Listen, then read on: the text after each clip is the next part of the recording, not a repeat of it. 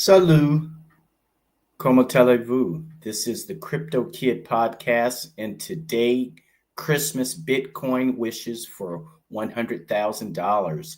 Happy Wednesday. It is Thanksgiving Eve here in the United States. I just came back from Trader Joe's, and everybody is getting their last minute food items for the celebration tomorrow. This podcast is for crypto enthusiasts 18 to 50 years old who are upper middle class, upper class. Maybe you're working class and you've inherited some money, a nest egg, and you want to know what to do with it. Well, this podcast is for you. Everybody, Bitcoin is currently back up on a bull target. It is at the price of 96,630 US dollars. Ethereum is on, wow, Ethereum is up $268 to the price of 3,592 US dollars. Let's check out some of the Bitcoin headlines. Forbes, huge $15 trillion Bitcoin price bet helps stem sudden crypto sell-off. Once again, I don't know how CNBC is one of the top 3 stories on Google. It must be paying for it to get placed there. Bitcoin slides towards $90,000 as price moves back after post-election rally. That's from one day ago, and I don't know why it's still up there. Bitcoin's 30% correction in play ahead of 100K BTC rally analysts. Let's see if any new headlines have come through. Yes, that one's been bumped. With Cointelegraph, Bitcoin $2 billion daily profit taking involves mostly new hodlers. Research. Very awkward statement there. So now let's look at Bitcoin. Is Germany ready for a Bitcoin reserve? Lawmaker Kotar pushes for strategic. Let's see what is the latest of that. Is Germany ready for a Bitcoin reserve? Lawmaker Kotar pushes for a strategic plan. That's coming from Bitcoinist.com. The Washington Post. Crypto leaders press Trump to create federal Bitcoin reserve. You can do what you want, but the U.S. dollar, and this is coming from Paul Stone, and I was watching Paul Stone as a guest on Stephen Gardner's podcast yesterday. Paul Stone's assessment is that the U.S. dollar is only worth 3 pennies. And it wasn't long ago, it was worth 56 cents. So the reason why you and I are suffering from hyperinflation and the fact that it takes a few $100s now to fill up a bag of groceries is because the US dollar has no value. And this is what I've been saying on the podcast for the last 3 to 4 months. And I've been giving my viewers a Bitcoin lesson that what got us here today happened 50 years ago in 1974 when Chief of Staff Henry Kissinger convinced Richard Nixon to do away with the gold standard. Now, this is my theory. You may call it a conspiracy theory, but this is my theory. What was happening in 1974? We had the OPEC trade disaster where oil skyrocketed, where people were in line for gasoline. So we had that. Also, Egypt and Israel were at war, and Israel was losing badly. And this is my theory. My theory is that Henry Kissinger, who was an Israeli, but somehow he was chief of staff, and this is due to Israelis having dual citizenship in Israel and the United States. So you could actually have a foreign I mean, I consider an Israeli a foreign citizen. They get dual citizenship here in the United States, and then I think Israel has 40% unemployment. Their currency is not even worth a penny. No, that's not true. It is worth 25 cents. And it is the Iranian currency that is not worth a fraction of a penny. Nevertheless, neither one of these currencies are in high circulation. And so it is my belief that Henry Kissinger knew that the United States could not give Israel financial or military assistance. Why is that? Simple. When you're on the gold standard, Congress has to balance the budget or you run into a deficit. But if you're not on the gold standard, then there's really nothing pressuring you to balance your budget. And that is why we are in a $35 trillion deficit. And if we go back to 2000, when Bill Clinton left office, we were in a $300 billion surplus. And then George W. Bush got us into war without ever declaring going into war, but got us into war with Afghanistan and Iraq. And that is how we got ourselves to this $35 trillion deficit.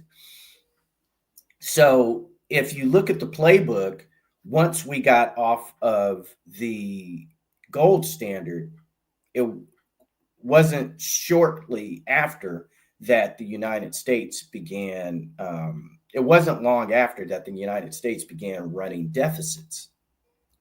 And since the currency wasn't based on anything, the US Treasury could just print more money. And that's exactly what we did.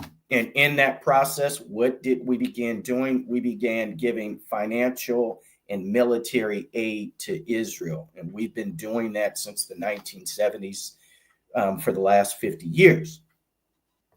If you look at last year, if you look at the conflict with Israel, the only reason why Israel is in conflict is because Benjamin Netanyahu is emboldened. The only way he can be emboldened, because he's not producing any of these weapons in Israel, is because the United States is giving him military aid through weapons, through jets, F-16s, our best military items, guns, everything. We're giving this freely to Israel. Also, if we look at it, we're also giving an equivalent amount of aid. We've given 65 billion and 100 billion to Ukraine to fight against Russia. But what have we discovered? If you look at Congress and you look at both Republicans and Democrats, who they own stock. What do they own stock in? Pharmaceuticals and military weaponry companies. So you got Congress, the House of Representatives, the Senate. They hold stock in military companies, and then it shouldn't be ironic that they approve a $65 billion military package to Ukraine and then an additional $100 billion because the value of their stock goes up. And it's not a coincidence that they're purchasing stock in military weapon companies that they know are going to receive these government contracts to send these weapons to the Ukraine and Israel. So this is how when we look at Nancy Pelosi, a person who has been in Congress for 20 years, making $150,000 on average per year, is worth $200 million. So we need to clean up Congress, because if you look at what's going on right now, you're trying to figure out why is the Biden-Harris administration encouraging Ukraine to engage deeper in war with Russia. And there's less than 60 days of Joe Biden being in office. Okay. It's because it's quite simple. They want to leave a disaster for Donald Trump to clean up. and they don't care if they start a world war or a nuclear war. So that should show you that the people making these decisions in the Biden administration, in the Senate, they hate the United States of America. They hate the citizens, they hate the government, and they're a part of the government. And so they're leaving this mess right before the Christmas holidays to distract us so they can do something else. And this is just sickening for us to witness, but it's just the state of the United States right now. And we have to take back Congress and let Congress know that they work for us because we vote them into office. And what's happening is the US dollar has been reduced to just 3 cents. So it's not worth 100 pennies.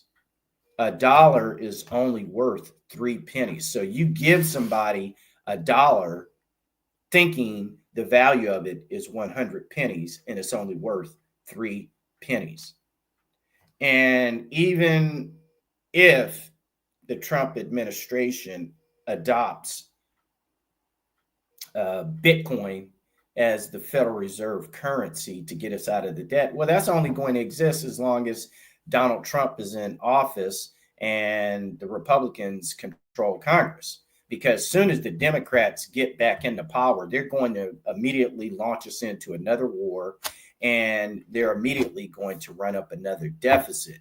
What you guys also need to understand is by the U.S. government running up a deficit and lowering the strength of the dollar, sending the United States economy into hyperinflation.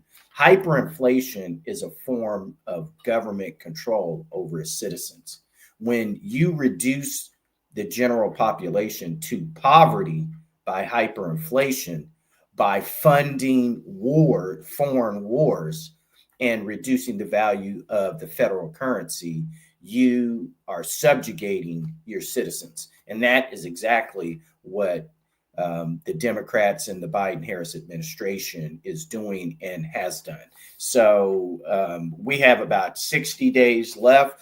I told you, do not trust the Biden-Harris administration. Do not trust the Democrats. They know that many of them are facing federal prison terms. They know that many of them are going to face some type of Department of Justice investigation.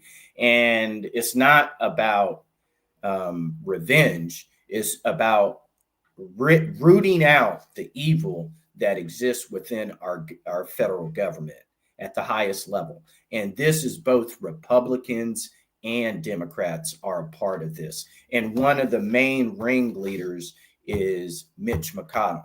And I agree with Paul Stone. When Benjamin Franklin and our founding fathers were creating the U.S. Constitution, one of the things that they wanted to make sure is that the landholders, who were the wealthy party, did not take over the government. What they missed in foresight is term limits for Congress. They're like Mitch McConnell and Joe Biden have been in Washington, D.C. for 40 years, respectively.